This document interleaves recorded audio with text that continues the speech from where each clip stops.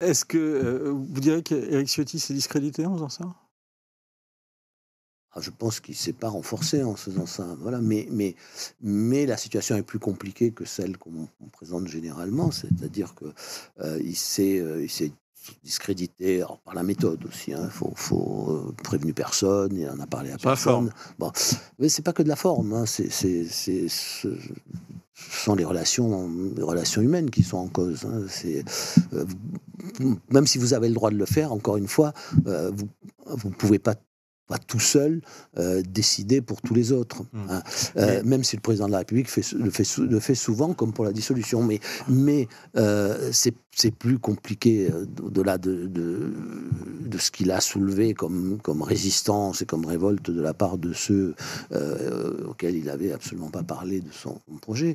De ça, la situation est compliquée. On l'a vu avec on voit dans les enquêtes et dans les oui, c'est ce que j'allais vous dire. C'est-à-dire que quand même, aujourd'hui, alors ce sont des projections sur la base des résultats aux élections européennes qui ont été faites par Le Figaro, mais il y a très peu de circonscriptions, mais moins d'une dizaine, où LR arriverait en tête. Alors, je ne sais pas s'il n'y en aura qu'une dizaine à la fin. Il peut y en avoir un peu plus, mais enfin, il y en aura. Arriver en tête, ça ne veut pas dire gagner, en plus. Oui, non, mais arriver en tête au premier tour. Ouais. Après, il y a le second tour.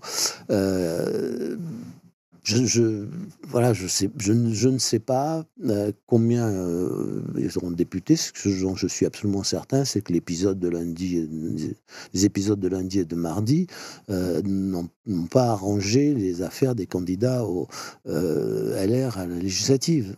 Hein, mais tout ça... tout ça est la conséquence d'une longue évolution qui fait qu'aujourd'hui, d'ailleurs, si vous regardez, avant même de penser aux élections, si vous regardez l'état de LR, et là aussi les enquêtes le montrent, et même elles sous-estiment, à mon avis, le problème, c'est vous avez une distorsion et même une confrontation entre le LR du haut et le LR du bas, comme on a en France une confrontation aujourd'hui entre la France d'en haut et la France d'en bas. Et ces 2 jours ont reproduit d'une façon presque caricaturale ce conflit entre le haut et le bas.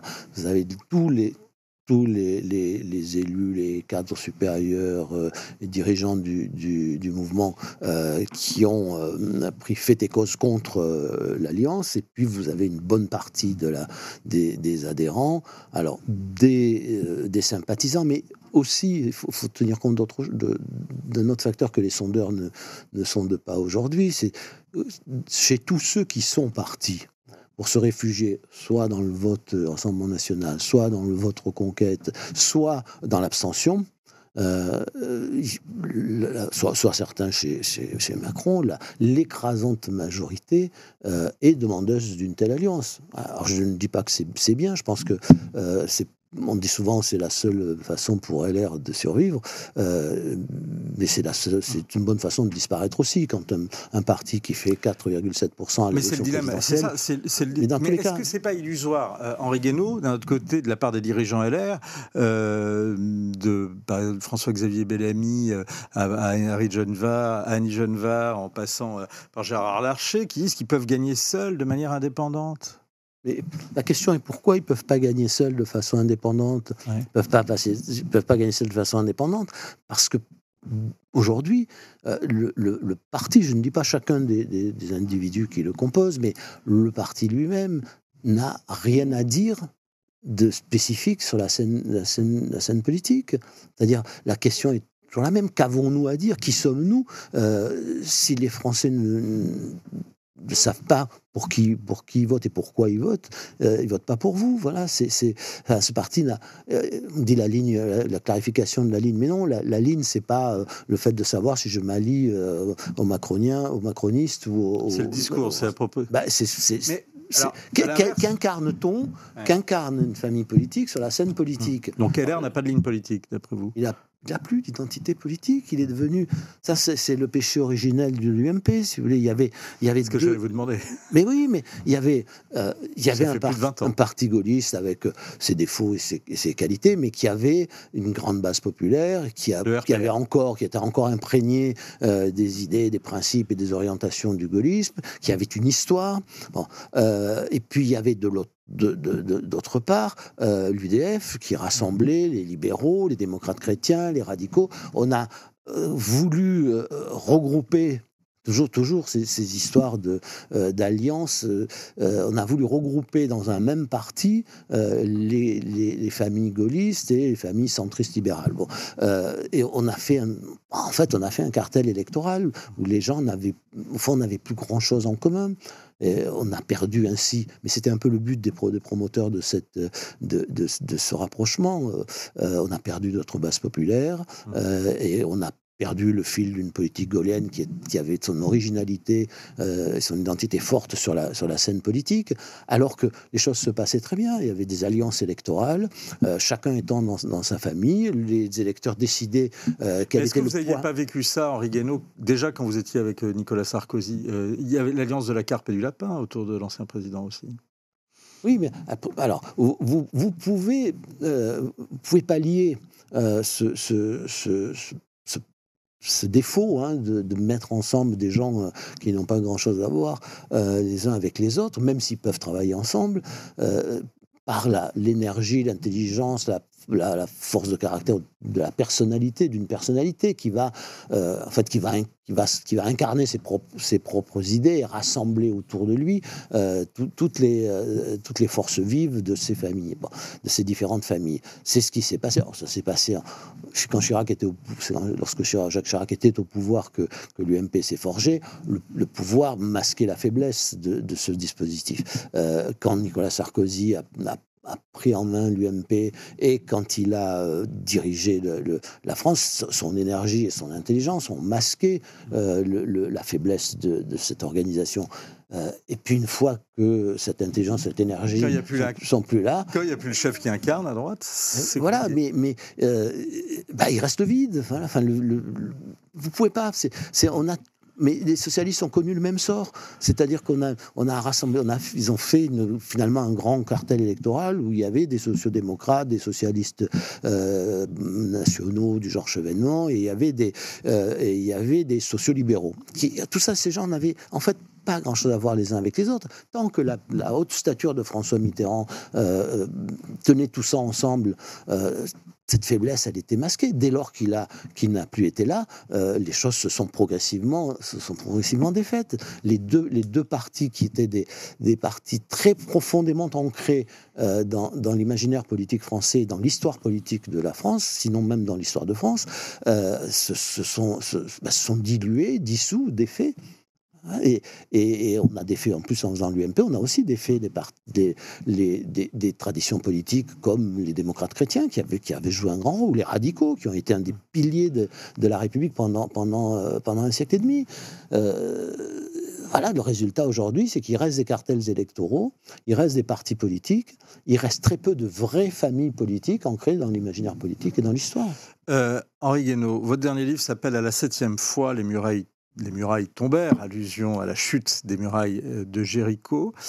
Est-ce qu'on est proche de cette échéance aujourd'hui? On s'en rapproche. On sait bien que le chiffre 7 est un chiffre symbolique dans la Bible, comme dans beaucoup de textes anciens ou de textes sacrés, mais on s'en rapproche tous les jours. Ce livre a été publié un peu avant, quelques semaines, 2 semaines, 3 semaines avant, le 7 octobre. Le 7 octobre, vous vous rendez compte que la thèse du livre est d'emblée vérifiée, puisque l'idée du livre, c'est que quand on commence à penser que ce qui est arrivé aux générations précédentes ne peut plus nous arriver, nous relâchons tous nos efforts, et notamment l'effort pour essayer de canaliser la violence qui est dans l'homme. Et à ce moment-là, à force d'avoir laissé les choses se fragiliser et se défaire, ça finit par nous arriver. Le 7 octobre, vous aviez une rave party à 4 km qui est très symbolique, hein, de kilomètres de Gaza. Ça a été les premières victimes de ce pogrom. Ça ne pouvait pas leur arriver. Ça ne pouvait plus arriver. Et au petit matin, les assassins sont arrivés. Et depuis lors, ça continue. Revenons à la situation en France. Vous croyez qu'on pensait qu'il pouvait y avoir une guerre de tranchées aux portes de l'Europe Mais revenons justement à la situation en France. Est-ce que la dissolution décidée par Emmanuel Macron peut avoir des conséquences, peut faire des dégâts institutionnels et politiques? Mon sentiment, c'est que oui. Il est toujours bien de donner la parole au peuple, mais il faut éviter de faire n'importe quoi. Je comprends que tout le monde soit content de retrouver un bulletin de vote pour sanctionner. La mesure, en tout cas, est approuvée par les Français. Les sondages sont unanimes sur ce point, avant et après la dissolution, d'ailleurs. Ça ne doit pas nous empêcher de réfléchir aux conséquences. Et quelles peuvent être les conséquences? La dissolution, ça n'est pas fait pour ça. La dissolution, c'est fait pour répondre à une motion de censure qui renverse le gouvernement, c'est l'exemple 62, quand l'Assemblée renverse le gouvernement Pompidou, ou pour sortir d'une crise très très grave comme 68. Bon, mais quand Jacques Chirac l'a utilisé en 97 pour avoir, sur les conseils d'un certain nombre de gens, pour avoir un peu plus de députés à l'Assemblée, se donner un peu plus de temps, c'est-à-dire une sorte de dissolution de confort, ça a donné une défaite cuisante, 50 cohabitations. Voilà, on a réduit sur un septennat, il ne restait pas grand-chose. Et là, c'est pareil. Là, pourquoi la dissolution? Pour répondre à une élection européenne, ça n'a pas de sens. Bon, et je crois que dans les circonstances actuelles, dans l'état où se trouve la politique française, mais surtout la société française, on a ouvert une boîte de Pandore au désordre, à la violence, au chaos. Vous allez voir, imaginez... Qu'est-ce que vous craignez, Henri Guénon? D'abord, une première évidence qui se déroule sous nos yeux, où on voit bien que tout part dans tous les sens. Hein, le chaos, il est déjà là. C'est le parti politique. Mais oui, mais enfin, c'est pas négligeable. Quand vous voyez à la télévision des responsables politiques prendre littéralement d'assaut le siège de leur propre parti, vous dites quelque chose ne va pas. Mais ce qui s'est passé à droite a renforcé encore la solidification du bloc des gauches, même si ces gauches-là n'ont rien à voir entre elles, se traitaient il y a encore une semaine d'antisémites, de racistes. La gauche et l'Union des gauches ont des chances, selon vous, de gagner cette élection? Je ne crois pas qu'ils aient des chances de gagner cette élection. Ça, c'est un sentiment. Mais ce qui est le plus important, le plus important, c'est qu'on est en train d'assister, c'est le premier effet de tout ça, à une polarisation plus grande encore de la société, et tellement grande que on a le sentiment que ces deux pôles ont envie d'en découdre, et pas d'en découdre seulement dans les urnes. Donc, ce qu'on voit aux États-Unis. Oui, ce qu'on voit aux États-Unis, ce qu'on voit dans beaucoup d'endroits, ce qui est en train de se former dans les tréfonds de la société française depuis plusieurs années, et avec lequel, hélas, le pouvoir a joué et continue de jouer. Donc ça, c'est un jeu très dangereux. La dissolution rentre dans ce cadre-là, c'est-à-dire que elle joue, en prenant la décision de dissoudre l'Assemblée. Le président de la République a attisé cette polarisation. Et on la voit sous nos yeux. Alors ça, c'est la première des choses. La deuxième, c'est que, quel que soit le résultat, soit une majorité relative importante pour le Rassemblement national, qui entraînerait une assemblée encore plus ingouvernable, soit une majorité absolue, avec ou sans coalition, difficile à dire aujourd'hui pour le Rassemblement national. On pourrait se dire, ça y est, c'est la clarification, les choses. Mais avec un président qui va rester probablement en place, comment le Rassemblement national va-t-il pouvoir répondre aux attentes très très importantes qu'il a suscitées ou qu'il aura suscitées dans le corps électoral? Les gens qui votent pour le Rassemblement national, d'où qu'ils viennent aujourd'hui, ils votent à la fois, alors, adhésion peut-être, mais aussi parce qu'ils ont trouvé l'instrument de leur colère, de leur révolte, et ils attendent des réponses que les différents partis politiques au pouvoir jusqu'à présent n'ont pas données. Il faut bien voir qu'une chose, quand le Rassemblement national sera au pouvoir, ne pourra pas utiliser le référendum. parce que c'est le président qui a l'initiative du référendum. Il ne pourra pas utiliser les ordonnances, parce que le président ne les signera pas. Il va se retrouver, du coup, dans l'ordre juridique actuel, avec un conseil constitutionnel, des institutions, des juges. On voit bien tout a toujours très mal marché, Henri Guénaud, c'est ce que disait Jacques Bainville. Mais non, tout n'a pas toujours très mal marché. Ça marchait bien sous le Premier Empire, sous le Second Empire, au début de la Ve République. Certains historiens vous le contesteront. J'aimerais bien avoir ce débat. Entre le chaos de la Révolution une dernière question. Et puis l'héritage de Napoléon. Alors il y a eu la guerre, il y a eu la défaite, mais quand même. Est-ce que vous observez ça? Beaucoup sont écœurés par la politique, certains quittent la politique ou sont sur le point de le faire, comme Bruno Le Maire. Est-ce que vous avez l'intention de revenir en politique? Alors, je veux dire, comme moi, ce que je pressens, c'est quand même la marche vers la violence. Alors la violence, moi je pensais qu'elle arriverait au terme éventuellement d'une expérience ratée du Rassemblement national. Le président de la République a raccourci le temps. Et donc, je crains énormément, encore une fois, le désordre, le chaos et la violence.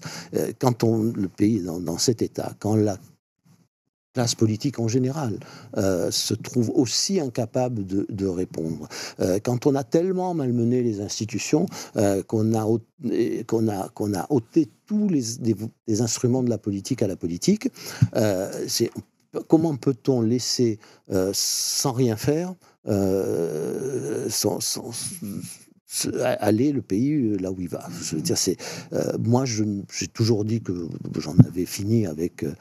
J'ai jamais dit que c'était définitif, mais j'ai toujours dit que la politique politicienne, la politique partisane, la politique électorale n'était plus mon problème. Je ne resterai pas inactif devant cette situation. Une fois ces élections passées, il y a 3 ans pour essayer de reconstruire des alternatives, sans lesquelles il ne peut pas y avoir de débat. Nous payons aussi le prix de la dernière présidentielle, où il n'y a pas eu de vrai débat, parce qu'il n'y avait pas de confrontation d'idées, de projets. On suivra ça. Merci beaucoup, Henri Guénaud. Merci d'être venu nous en parler. Et je rappelle votre livre, à la 7e fois, Les murailles tombèrent. C'est aux éditions du Rocher.